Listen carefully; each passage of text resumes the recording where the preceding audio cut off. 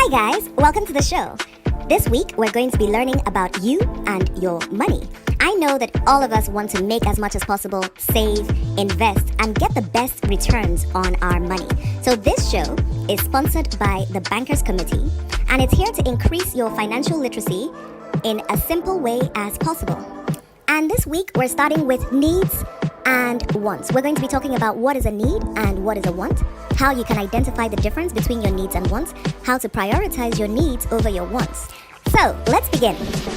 I want to start by telling you a story about my cousin. He went for NYSC and finished and had some money saved with the monthly saving schemes that they did in camp. At the end of NYSC, his group paid him 150k from saving all year round, and that was some good money.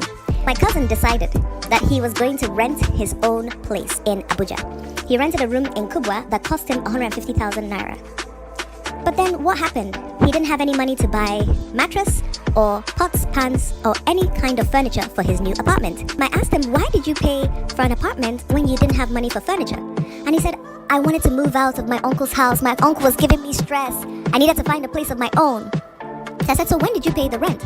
And it was 3 months ago. So he paid rent for 3 months and hadn't moved in. He didn't have any money for furniture.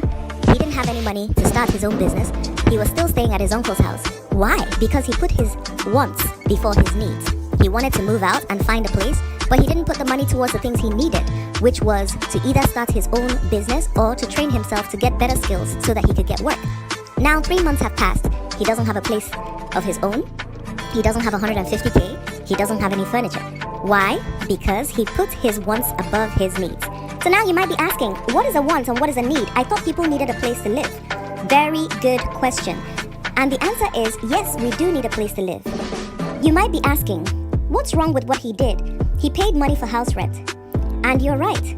According to Maslow, there's a hierarchy of needs where we have to take care of things like food, shelter, clothing, water, air. Those are the basic things that everybody needs to live on.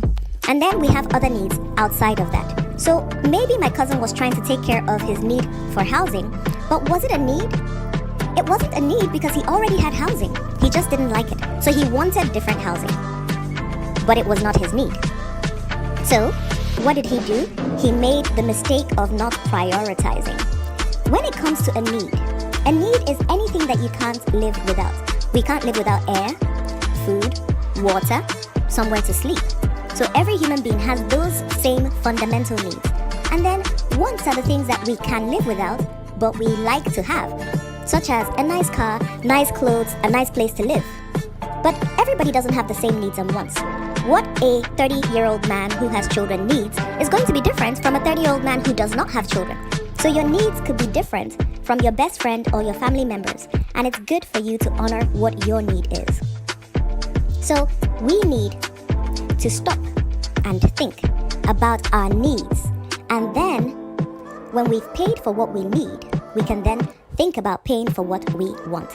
But sometimes it's hard because in society you see iPhones, you see hair, Brazilian hair, makeup, beautiful cars, and so we start to mix up what we need with what we want, and after a while our money is finished. Sometimes it could be from peer pressure. Our friends have the same ashebi and you want to buy the same thing, and so you spend your money buying things you want and not what you need, and by the end of the month your money is finished. So you've got to not allow society influence your needs and wants, or let your friends and peer pressure influence your needs and wants.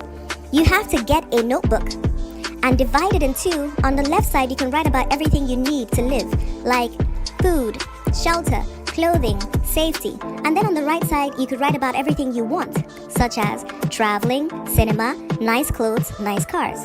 And then you start by satisfying the needs first before you pay for things you want.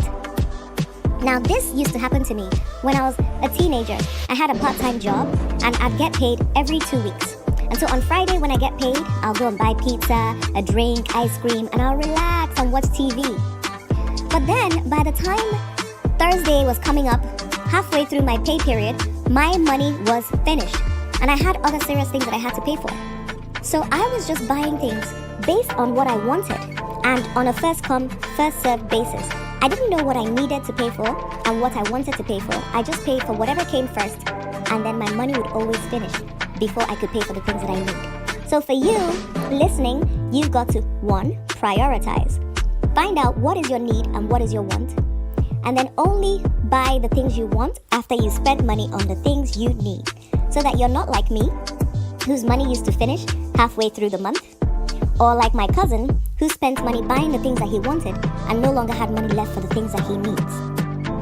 If you don't do it, you're going to be in a position where you're always running out of money before the end of the month, before your salary comes. So remember guys, prioritize your needs, buy your needs before your wants, and also everybody has different needs and wants based on their circumstances in life, like if they're single or married, the time in life, like if they're young or old, and where they are in life, their profession and their career.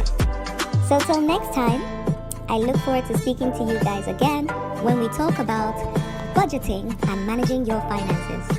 It's your girl, Infinite Ngozi, bringing you episode 1 of the You and Your Money Show, sponsored by the Bankers Committee. Goodbye for now.